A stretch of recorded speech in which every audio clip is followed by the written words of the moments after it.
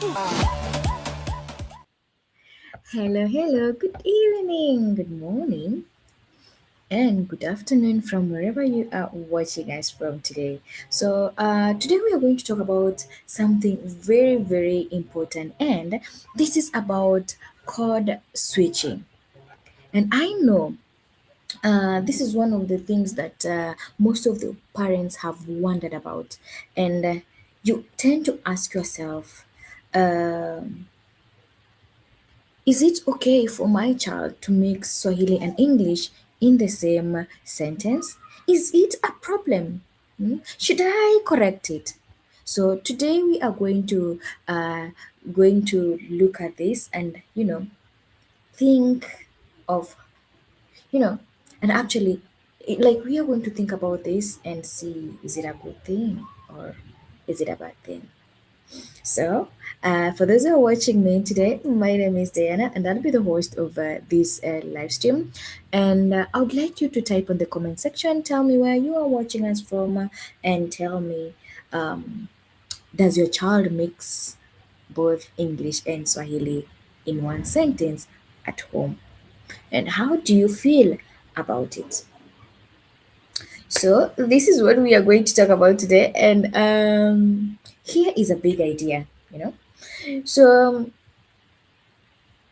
yeah, big idea on code switching, mixing two languages together. Mhm.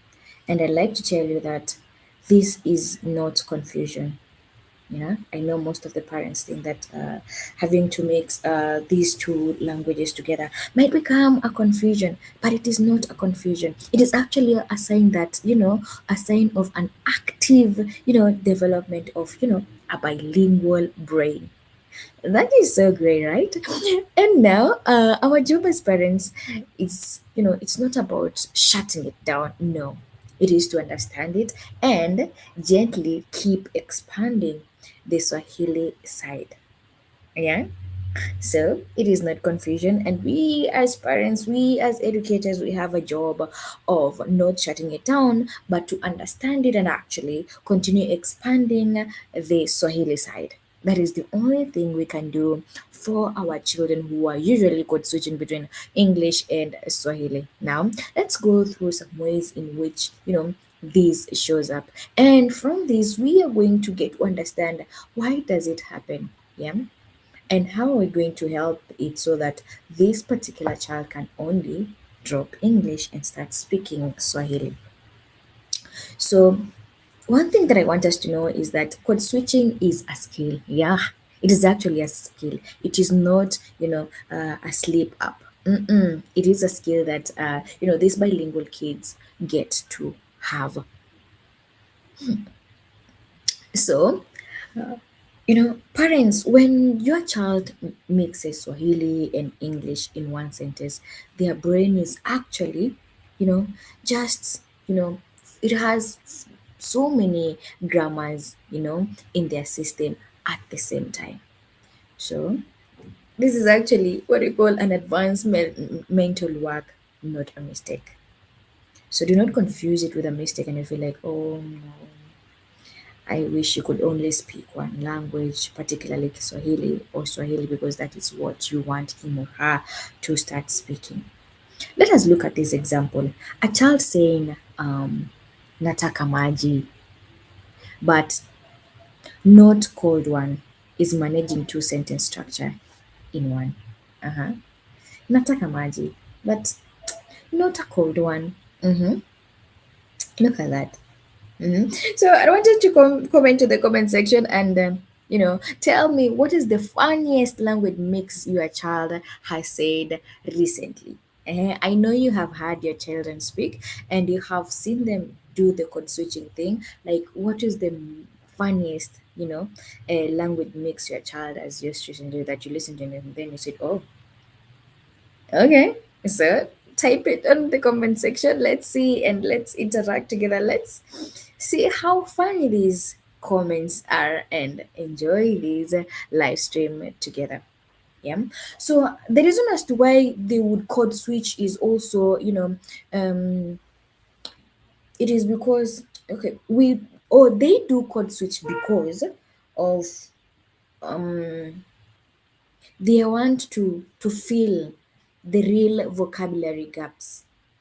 Maybe they do not know that word in Swahili, but they know it in English. You see, so there is a gap there, but they need to fill it with the language that they do understand. So we say that they simply switch, a child simply switches, because they haven't learned that specific word in Swahili, and they have reached in a place, whichever language they say can play a big role there, or that word can make the person that they are talking to understand. That is another reason as to why we see that this code switching happens, the vocabulary gap. So make sure that you keep on filling your child with vocabulary so that we do not have this gap of code switching.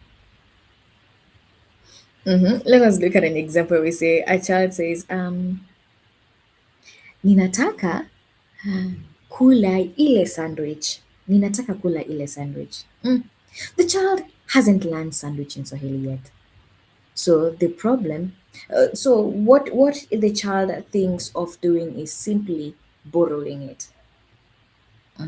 Simply using what he or she knows. That's why we see that they have to um, code switch a little bit so that at least they can um, understand as well. So it is not a problem, but let's make sure that we are trying to fill the vocabularies in our children's day-to-day speaking. Another thing is that it can be about precision, not laziness. Sometimes a word in one language, just captures the feeling better than in that moment. I don't know whether you've ever experienced that.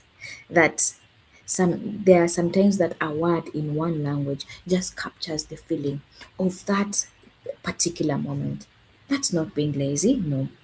That's a child choosing the most accurate word available for them at that particular language. Now let us look at this sentence. A child says that Sina furaha. I'm just sad. We have seen now this child is actually the child layers both, both because sad feels more immediate to them at that particular moment. Yeah, again, another reason for them to code switch. Now, tell me in the comment section, can you think of a word that, feels stronger in Swahili than in English? You know, which word do you think feels more stronger in Swahili than in English? And then in most cases, you find yourself using it rather than using it in that other language. Hmm? Please type it in the comment section. Let's see which words are feeling more, more stronger in Swahili. Uh-huh. Another reason as to why these children use code switching is because code switching mirrors the home. Code switching mirrors the home. Kids, invent their mixing patterns out of nowhere. That is true. It is just out of nowhere. That's where you find them. They are inventing this code switching. So they copy exact, mixing rhythm they have, had in their homes every day. So let's look at this example. For example, a parent says, 20, we are going to be late. Are you seeing that? It is actually found or code switching mirrors the home. This is a parent saying, 20, we are going to be late. The child absorbs that exact mixed rhythm and actually composes it or comes up with, a normal speech because they feel like this is normal. I mean, this is what we do at home. Okay. Now, I want us to be honest, parents. Did you mix languages at home too? Tell us in the chat and we will see how often you usually mix these languages at home.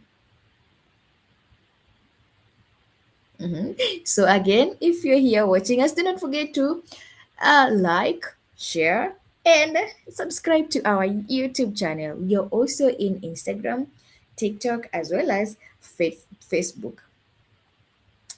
Another thing that I want us to talk about is that the audience sensitive, being audience sensitive. So we have bilingual kids who are actually socially smart about this.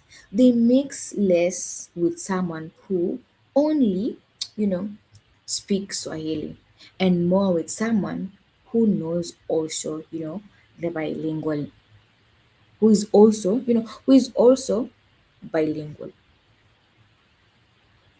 A child might, use full Swahili with grandmama on a video call. Do you know that? Then slip back to mixing a speech with their classmates. So you see, they are also being audience sensitive. That they are where now they'd actually classify who to speak with for Swahili and also where to use them, where they are going to code switch. And that's why we see this example where if they are going to have a call with grandmama, they are going to speak full Swahili and then they flip back into mixing, mixed speech with their classmates or with their friends. So if you're a kid and you're watching us here, tell me, do you talk differently to your grandparents? And that okay, do you talk differently to your grandparents than to your friends? Tell us and let us know how you say this. So, does it come out naturally or how does it happen? How do you get to code switch? Okay.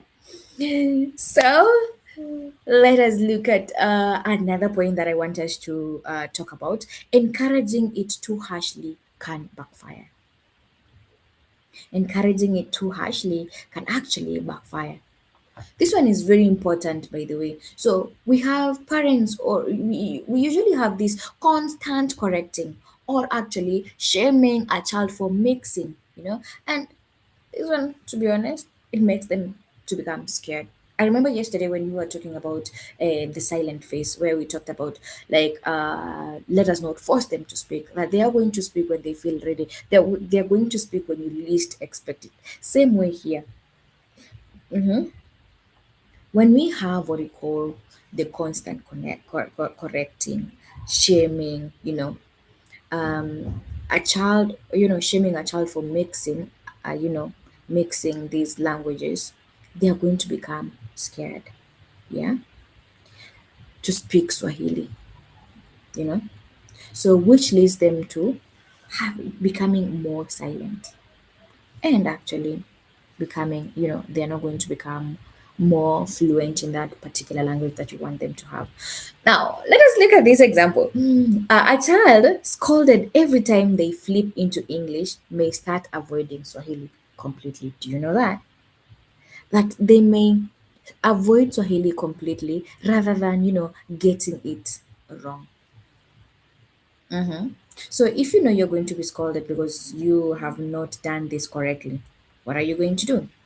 You're going to become silent because you know what happens next. You know what your parents are going to do. So parents, tell us in the comment section.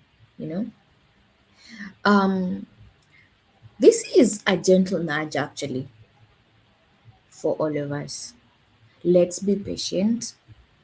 Let's actually be patient with our kids, with the mixing, and let us not become strict about it. As I said earlier, this is not wrong. This is right. This shows that they are actively learning and developing. So it is not a confusion, really. It's not. So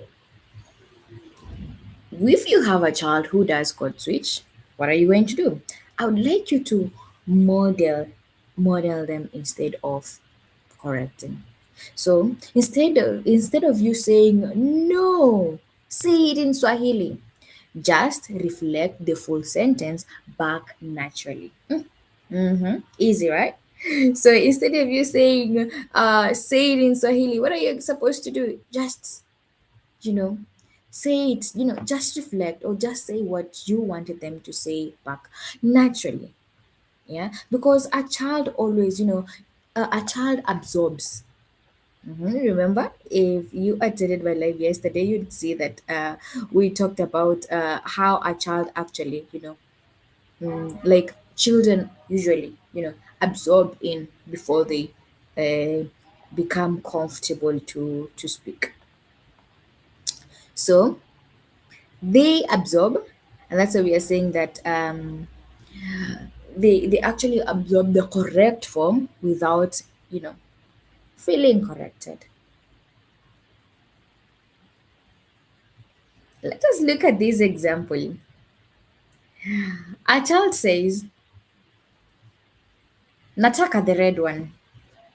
Ninataka the red one. A parent say, ah. So how are you going to correct this naturally without, making them feel like they're being corrected? How are you going to do that? Ninataka the red one. As a parent, you say, ah, unataka nyekundu. Chukua basi. So the child will hear that and will know that red is nyekundu. And they will absorb. And the next time maybe they're going to want to they're going to say red, who knows? They'll say nyekundu. Just let's do that. Let us, we model them instead of correcting them. Yeah. Don't say no, but just say it. Say the full sentence back naturally. And I believe with us, it's going to be easy for them to even want to speak. Yeah. Now, another thing that I want us to know, this code switching actually naturally decreases with more exposure. So remember, the more exposure, the faster it actually decreases. Do you know vocabulary grows? Yeah. And the gap that was there is gonna be closed. Yeah. And that trigger of code switching, it actually shrinks on its own. This is a phase, tied to development. And it's not something that is permanent, really. Uh-huh. So it will actually decrease with more exposure. And we said, as vocabulary grow, the gap is closed. And that trigger of, code switching actually shrinks on its own. And this phase is actually tied to development. It is not something that is permanent. No, it's not permanent. Let us look at this one example. A child, who mixed, heavily at the age of 4 often mixes far less by the age of 70. Do you know that? I know parents who have children. I've actually seen bilingual parents who have children. I've seen that grow. But when they were mixing or when they were code switching when they were young at the age of 4 and they look at their children at the age of 7, they'll see that they are mixing less, just from, steady exposure that you give your children over time. It is going to be fixed with just no drama if you model them instead of correcting them. Isn't that so beautiful? Uh, Parents of older kids, have you noticed the mixing reducing naturally? Have you noticed that reducing naturally? Or how has it been really? How has it been really? Okay. Yeah. Let us move into another point to see why they are code switching. So when okay, not even why they are code switching, but this code switching can actually can signal a strong language awareness. Shows that they know this language. Mhm. A strong language awareness. Kids who could switch, skillfully. I don't know whether I said that word right. Or we can say kids who are skilled in code switching, they often already understand that language. And they use it as a tool of choice. And that awareness is linked to a strong reading and writing skills later on. Now, a child who pauses mid in a mid sentence to ask, wait, how do you say umbrella in Swahili? Hmm. This child is actually monitoring their own language. And what do you think that is? We say that this is a real cognitive engagement. Mhm. They know the language, and now they pause in mid sentence and they want to know, oh, how do we say umbrella? Anyway, umbrella ni mwavuli. How do we say umbrella in Swahili? Now, kids in the comment section, those who are watching this live stream today, so is there a language that you've been wondering how to say it in Swahili? Ask us, send us those, send it in the chat section, and I'm going to answer your question because I know that you are wondering how would I say it in Swahili. I'm here for you, so remember to type it on the comment section, and I will answer it with. Okay, I'll be in a position of telling you how to say it in Swahili. Mm-hmm. Did you know that immersion, parents, did you know that immersion reduces the reliance on English filler words? Did you know that the more a child's world runs in Swahili, the more a child's world runs in Swahili, where we have now, we have the games, we have songs, we have shows, the fewer gaps they'll have that needs filling with English. Mhm. So this means that we need to have our daily routine when we as bilingual parents we need to have in our daily routine make sure that we incorporate as many Swahili words as possible so that to make sure that our kids do not need another language, you don't do not need this English village. No. Mhm. So I in a Swahili game night a child will find stretch to find the Swahili word rather than default in English, simply because English isn't available in that space. Let's say, yeah, you are having a Swahili game night, and you're telling them that they must speak. Okay, that game entails, okay, for you to win, you need to speak in Swahili. Uh-huh. So it will make sure it will help them not to default to English because that space does not English is not available in that particular space. I don't know. Do you have game nights at home? Which language do you use in playing those games? Do you employ or do you have incentives at home for someone who has spoken a lot of Swahili in that particular day? Okay. Now I want us to take a little bit a quick break, and this quick break is before we continue, let's play a fast round. And in this game, I'll say a sentence, and you'll tell me was that Swahili, English, or mixed. Are you ready? Are you ready for that word? Mm-hmm.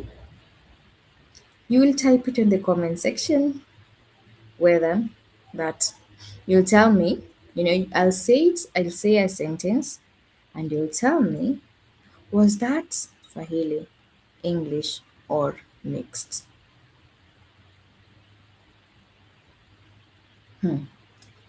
The sentence is,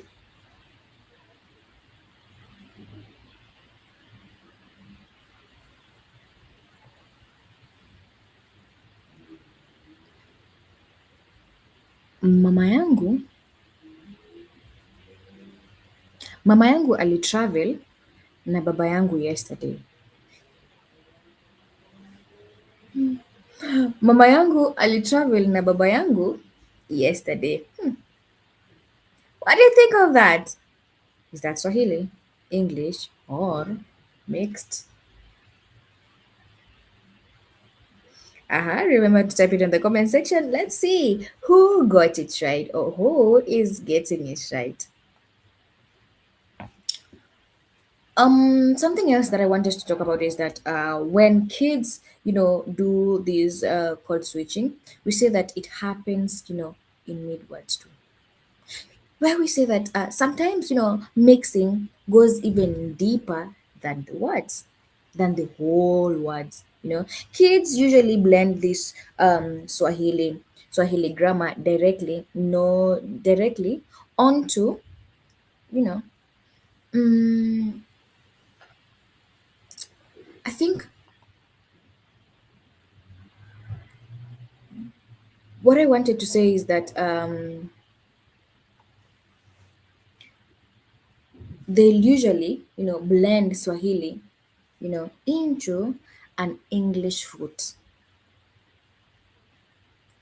And I think I did that in the sentence that I said, the one that I gave a few minutes ago, and I wanted you to tell me whether it is Swahili or English or code switching. And that is not, confusion. That's deep grammatical integration. You remember, as I said, alitravel. Mama yangu alitravel na baba yangu yesterday. So alitravel. This is where we have seen that they have, blended English Swahili grammar into an English root. And then, but apart from that, you hear a child saying, um, "Me download," hmm? "Nina watch." They are blending. So we are saying that this switching happened, mid word.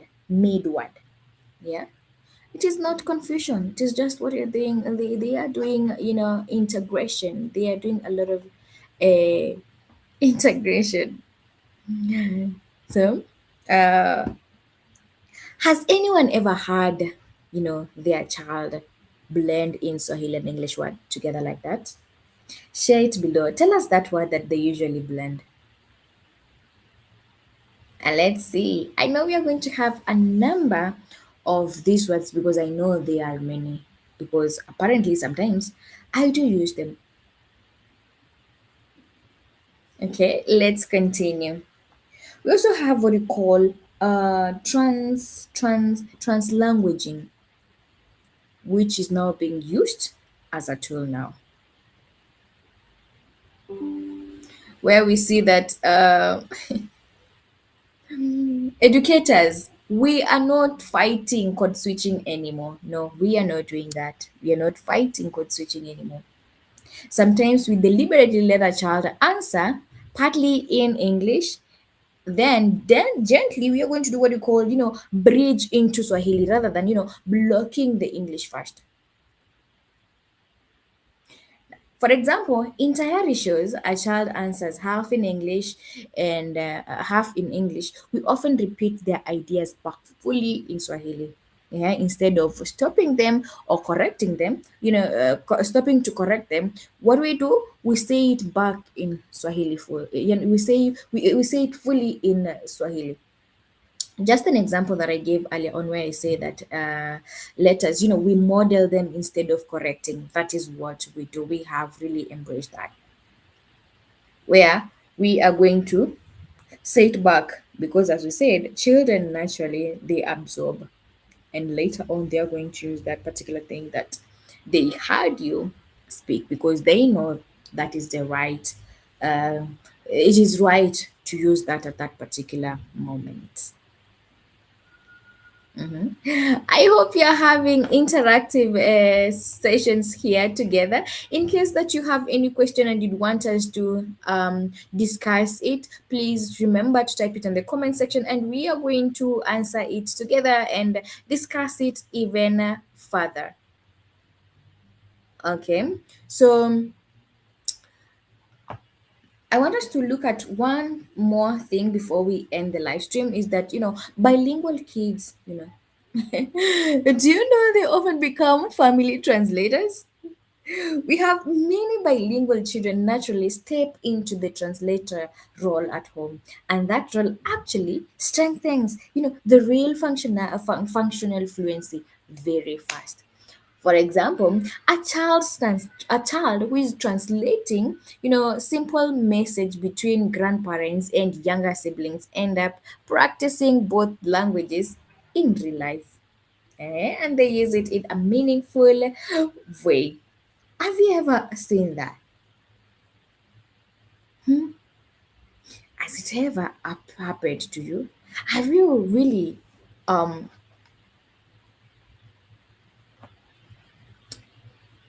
encountered that?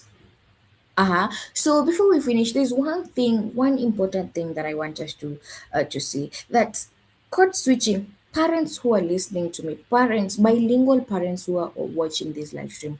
So what I want to highlight today is that code switching is different from losing the language. So don't think that because they are code switching, they are losing that particular language. No, this is a big reassurance to us for parents. Code switching is not the same as language loss. No, losing a language means the vocabulary is actually shrinking, or we are not using it anymore. But code switching means that the child is actively using both languages together. Uh-huh. So Swahili is alive, it is not disappearing. As we began, we say that this is normal. Let us embrace this because we know that soon it's going to be over. And we said that keep on teaching them these vocabularies because we said the reason as to why they are doing this code switching is because of the gap that is there. So if the gap is closed, what happens? They are going to speak without having to to code switch. Uh-huh. So, so here is what every parent can take away today. So when your child or when your children mixes languages, their brain is not confused. Let us get that clear that their brain is actually not confused. It is, building a bridge between two worlds. And our job as educators, our job as parents is not actually to, block that bridge, but to keep adding more Swahili, to keep on adding Swahili, blanks, yeah. So also let us be patient. And we know that every day is a learning day because if we keep doing that and they're learning new words every day, it means that they'll keep growing and they are going to have their jars are going to be filled. Asanteni sana kwa kunisikiliza. Asanteni sana for watching my live stream. And I believe that we are learning from these streams. I can't wait to see you in my next stream where we are going to talk about other important topics that help educators, parents, and bilingual parents as well. See you next time. Kwaheri.